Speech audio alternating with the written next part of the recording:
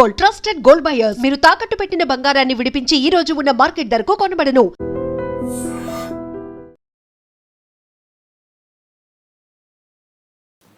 అందరికీ నమస్కారం. Welcome back to iDream media. నేను మీ ఝాన్సీ. మన ఆయుర్వేదం ప్రోగ్రామ్కి అందరికీ స్వాగతం.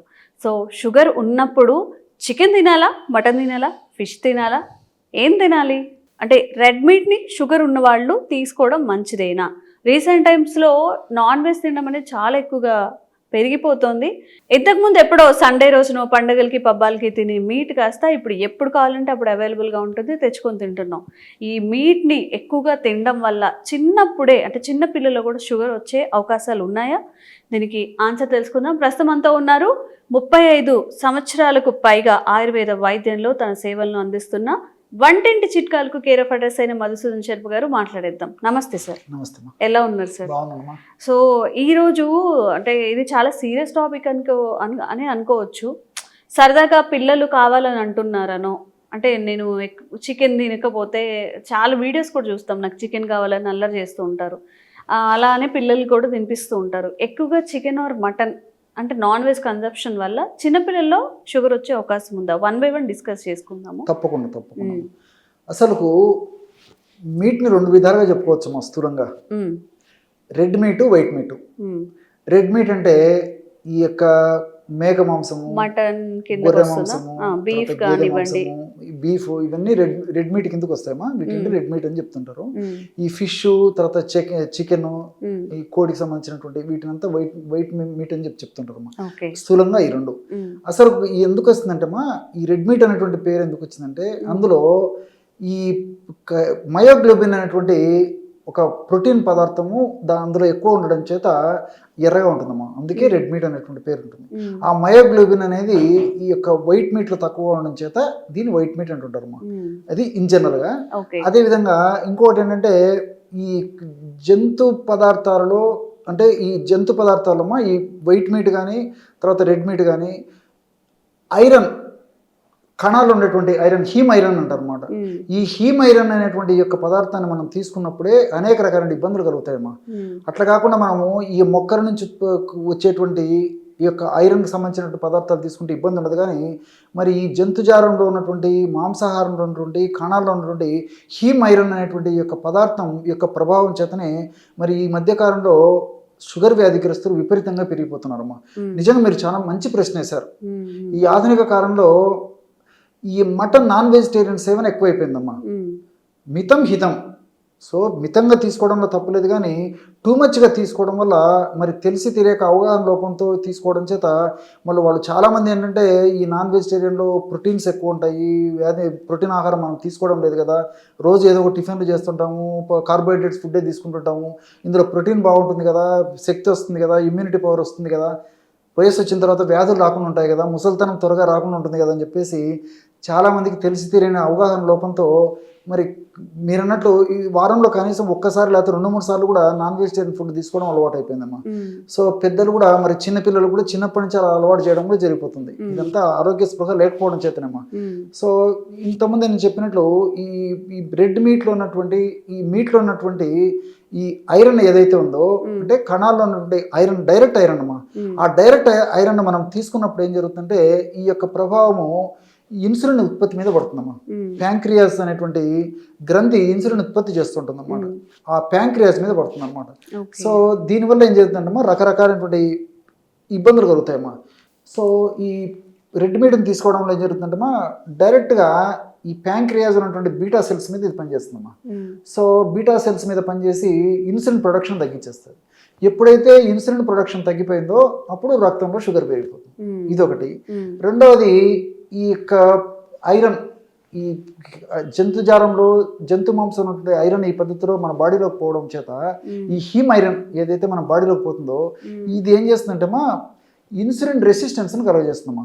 అంటే ఒక్కొక్కసారి ఏం జరుగుతుంది ఈ యొక్క ఐరన్ ప్రభావం చేత లేకపోతే ఇతర కారణాల చేత ఈ బాడీలో ఇన్ఫ్లమేషన్ ప్రక్రియ జరుగుతుంటుంది.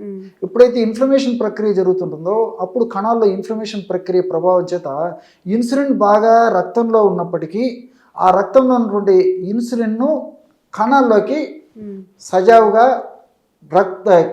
గ్లూకోజ్ను ప్రవహించనీయకుండా చేస్తున్నామా, అంటే ఇన్సులిన్ రెసిస్టెన్స్ వచ్చేస్తుంది అనమాట. సో ఇన్సులిన్ రెసిస్టెన్స్ రావడం వల్ల కూడా బాడీలో షుగర్ పెరిగిపోతుంది. అదేవిధంగా ఇందులో ఉన్నటువంటి నైట్రేట్స్ అనే పదార్థాలు ఉంటాయమ్మా.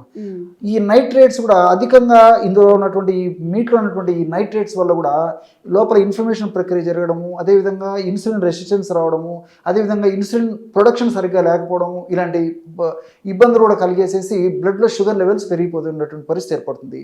వీటన్నిటికి తోడు ఫ్రాజన్ మీట్ దొరుకుతుందమ్మా. అంటే ఈ కెమికల్స్, ప్రిజర్వేటివ్స్, తర్వాత ఈ అడిటివ్స్ ఇలాంటివన్నీ యాడ్ చేసేసి మనకు ఫ్రాజన్ మీట్ మార్కెట్లో దొరుకుతుంది ఈ మధ్య కాలంలో. కాబట్టి అప్పటికప్పుడు తాజాదంటే కనీసం కొద్దిగానే మినహాయింపుంది, కానీ మనం నిల్వ ఉంచినటువంటి ఈ యొక్క మీట్ని తీసుకొచ్చుకొని ఇంట్లో వండుకొని వాడుకోవడం జరుగుతుందమ్మా. సో దీనివల్ల కూడా మరి ఇన్సులిన్ రెసిస్టెన్స్ రావడము, తర్వాత ఈ ప్యాంక్రియాస్ అనేది సరిగా పనిచేయకుండా ఉండేసేసి మరి అదేవిధంగా ఇన్సులిన్ ప్రొడక్షన్ సరిగ్గా లేకపోవడం, ఇలాంటి అనేక రకాలైన ఇబ్బందులు కలగడం వల్ల మరి ఈ మధ్యకాలంలో మరి చాలామంది పరిశోధనల ద్వారా తెలుసుకున్నటువంటి విషయం ఏంటంటే, మరి మీటు ఎక్కువ రోజులు ఎక్కువ ప్రమాణంలో వాడుకోవడం వల్ల కూడా షుగర్ త్వరగా వచ్చేటువంటి అవకాశం ఉంటుందని చెప్పేసి, వచ్చినటువంటి షుగర్ కూడా త్వరగా తగ్గకుండా షుగర్ లెవెల్స్ బాగా పెరిగిపోతున్నాయని చెప్పేసి కూడా చాలా మందికి ఇప్పుడు ఈ పరిశోధన ద్వారా అర్థమైందమ్మా. ఇంకోటి ఏంటంటే, ఇప్పుడు ఈ మీట్లో ప్రోటీన్స్ వరకు బాగా ఎక్కువ ఉంటాయి, కాదని లేదు, కానీ ఫ్యాట్స్ ఎక్కువ ఉంటాయమ్మా. సో అటువంటి ఫ్యాట్ మంచిది కాదు. అటువంటి ఫ్యాట్ తీసుకోవడం వల్ల ఏమంటే రక్తనాళాల సమస్యలు రావచ్చు, గుండెకు సంబంధించినటువంటి సమస్యలు రావచ్చు, మెదడుకు సంబంధించినటువంటి సమస్యలు రావచ్చు. మరి ఈ ఫ్యాట్ వల్ల దేహంలో అనేక రకాల ఉపద్రవాలు కలుగుతాయమ్మా. సో ఫ్యాట్ ఎక్కువ ఉంది, ఫైబర్ బొత్తిగా లేదమ్మా. సో ఈ మధ్యకాలంలో మరి ఫైబర్ ఎక్కువ ఉన్నటువంటి ఆహారం తీసుకోవడం వల్ల క్యాన్సర్స్ రావని చెప్తున్నారు, షుగర్ రాదని చెప్తున్నారు, అదేవిధంగా జీర్ణాశయానికి సంబంధించినటువంటి సమస్యలు రావని చెప్తున్నారు, వెయిట్ పెరగకుండా ఉండేదానికి అవకాశం ఏర్పడుతుందని చెప్తున్నారు, మెదడుకు సంబంధించినటువంటి జబ్బులు కూడా రాకుండా ఉంటాయని చెప్పి చెప్తున్నారు. ఫైబర్ అంత బాగా పనిచేస్తుంది, దీంట్లో కొద్ది శాతం కూడా ఫైబర్ ఉండదు. మరి ఫైబర్ లేదు, అదేవిధంగా కార్బోహైడ్రేట్స్ కొద్ది శాతంలో కూడా చాలా ఉండి లేవని చెప్పుకోవచ్చు. సో కేవలము ప్రోటీన్, ఫ్యాటు. మరి ఈ ఫైబరు తర్వాత ఈ కార్బోహైడ్రేట్స్ ఈ పదార్థాలు లేకపోవడం చేత కూడా ప్రోటీన్, ఫ్యాట్స్ విపరీతంగా ఉండడం చేత కూడా మరి ఈ ఇతర ఉపద్రవాలు కూడా ఇది కారణమైనటువంటి పరిస్థితి ఏర్పడుతుంటుందమ్మా. కాబట్టి అంటే కొద్దో గొప్ప అవసరాన్ని బట్టి మరి మీట్ను కొద్ది ప్రమాణంలో వాడుకుంటే తప్పలేదు, కానీ మరి ఎక్కువ ప్రమాణంలో వాడుకోవడంలో ముఖ్యంగా ఈ షుగర్ వ్యాధిగ్రస్తులు మాత్రం ఒక శాపంగా పరిణమించేటువంటి పరిస్థితి ఏర్పడుతుందమ్మా. అసలు షుగర్ పేషెంట్స్ రెడ్ మీట్ తినొచ్చా, తినకూడదా సార్? అది చెప్పాను కదమ్మా, ఏదో ఒక కొద్ది ప్రమాణంలో తక్కువ క్వాంటిటీలో ఎప్పుడో ఒకసారి తీసుకోవడంలో తప్పులేదు. అంతేగాని మరి ఏదో ఆరోగ్యానికి మంచిదని చెప్పేసి, తర్వాత రెసిస్టెన్స్ బాగా ఉంటుందని చెప్పేసి, వ్యాధి నిరోధక శక్తి బాగా పెరుగుతుందని చెప్పేసి మాత్రం తీసుకోకూడదు. కొద్ది ప్రమాణంలో ఎప్పుడో ఒక్కసారి తీసుకోవడం వల్ల తప్పలేదమ్మా. ఓకే.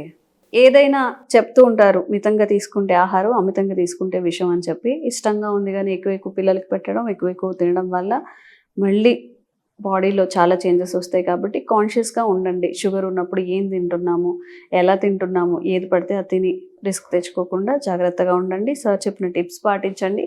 మీకు ఎలాంటి ఆరోగ్య సమస్యలు ఉన్న కామెంట్ చేయండి, తప్పకుండా వీడియో చేసే ప్రయత్నం చేస్తాం. Thank you sir.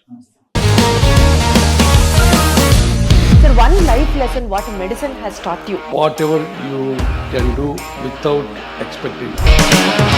But I really believe మన పాజిటివ్ యాటిట్యూడ్ ఉంటేనే మనం ఏదైనా సాధించగలం. గట్ని మనం కరెక్ట్గా డీల్ చేసినట్లయితే అది మనకి పాజిటివ్ హార్మోన్స్ని రిలీజ్ చేస్తుంది. షుగర్ వచ్చిన వాళ్ళ పరిస్థితి ఏంటి? పొట్ట దగ్గర పెరిగితే దాన్ని ఆండ్రాయిడ్ అంటారు, ఆండ్రాయిడ్ ఫోన్ కదా. అసలు థాట్స్ ఎందుకు వస్తాయి? బ్రెయిన్ డెడ్ అంటే దానికి ప్రపంచం అంతా కూడా కొన్ని నిర్దిష్టమైనటువంటి లక్షణాలు ఉన్నాయి. మానసికంగా ధైర్యంగా ఉంటే క్యాన్సర్ జయించవచ్చు. You are a doctor for a cause, sir. అంతే. వాళ్ళకి వచ్చిన ఆదాయం కాకుండా ఫ్రీ సర్వీస్ ఎంతమందికో చేస్తుంది.